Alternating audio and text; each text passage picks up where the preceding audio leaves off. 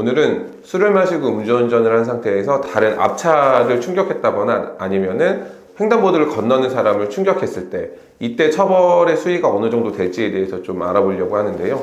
술을 마신 상태에서 운전을 했기 때문에 도로교통법상 음주운전에 해당하는 것은 명백합니다. 다만 추가적으로 사람을 상해에 이르게 했으니까 이때의 처벌의 정도가 어떻게 높아지는지에 대한 건데, 이게 뭐 인터넷에 찾아보시거나 혹시 음주운전으로 처벌받아보신 분들은 크게 두 가지 죄가 문제되는 걸 아실 수 있어요. 첫 번째는 교통사고 처리 특례법, 그리고 두 번째는 특정범죄 가중처벌에 관한 법률입니다. 그런데 누가 보더라도 이 두 개의 법률은 이름만 놓고 보더라도 특정범죄 가중처벌에 관한 법률이 형량이 무거울 것으로 예상이 되긴 하는데, 문제는 이 두 개의 법안을 놓고 보면은 내용에서 큰 차이가 없어요. 현재 교통사고 처리 특례법 제3조 제1항과 2항 그리고 제2항의 8호를 보면 이렇게 술을 마신 상태에서 운전을 해서 사람을 상해에 이르게 한 경우 5년 이하의 금고 또는 2천만 원 이하의 벌금에 처하도록 하고 있는데, 반대로 특정범죄 가중처벌 등에 관한 법률 제5조의 11을 살펴보면은 음주나 약물의 영향으로 정상적인 운전이 곤란한 상태에서 사람을 상해에 이르게 한 경우 1년 이상 15년 이하의 징역이나 1,000만 원에서 3천만 원 사이의 벌금이 처하도록 하고 있습니다. 문제는 이제 특가법 같은 경우에는 조금 더 추가되는 내용들이 정상적인 운전이 곤란한 상태였었다. 그러니까 이 부분에 초점을 맞춰줘서 더 쉽게 설명드리면, 술을 많이 마신 상태에서 운전을 하면은 특가법이 적용되는 거고, 술을 좀 덜 마신 상태에서 운전을 하면은 교통사고 처리 특례법에 따라서 처벌을 받게 되는 겁니다.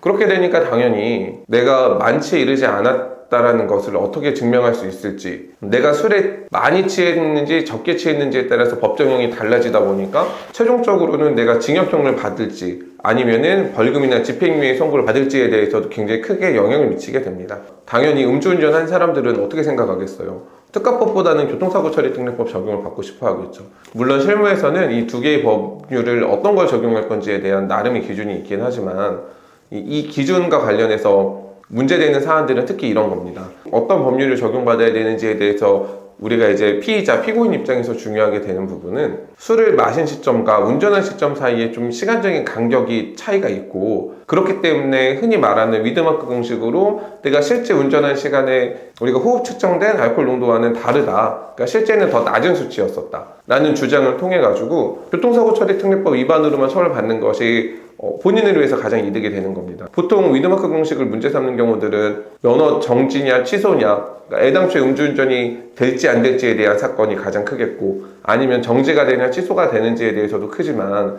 만취한 상태냐 아니냐, 이 세 번째 영역에서도 굉장히 중요하게 작용하는 문제니까, 내가 실제는 그렇게 많이 취하지 않았는데 왜 이렇게 수치가 높은지 의문이 드시는 분들은 좀 철저하게 위드마크 공식으로 계산해서 변호인 의견서 내지는 직접 작성해서 의견서를 수사기관에 제출함으로써 내가 특가법이 아닌 교통사고 처리 특례법 위반으로 기소가 되는 게 양형에서 분명히 유리한 판결을 받을 수 있습니다. 자, 오늘은 이 두 개 법률을 구분하는 내용에 대해서 말씀드렸었는데, 다음 영상에서는 두 개 법률이 적용되기 위한 공통점은 상해예요. 즉 상해진단서가 제출된 경우입니다. 제가 맡았던 사건들 중에 교통사고가 났지만 어떻게 상해진단서를 제출하지 않도록 함으로써 우리 의뢰인들이 좀 유리한 판결을 받았는지에 대해서 영상을 준비해 보도록 하겠습니다. 감사합니다.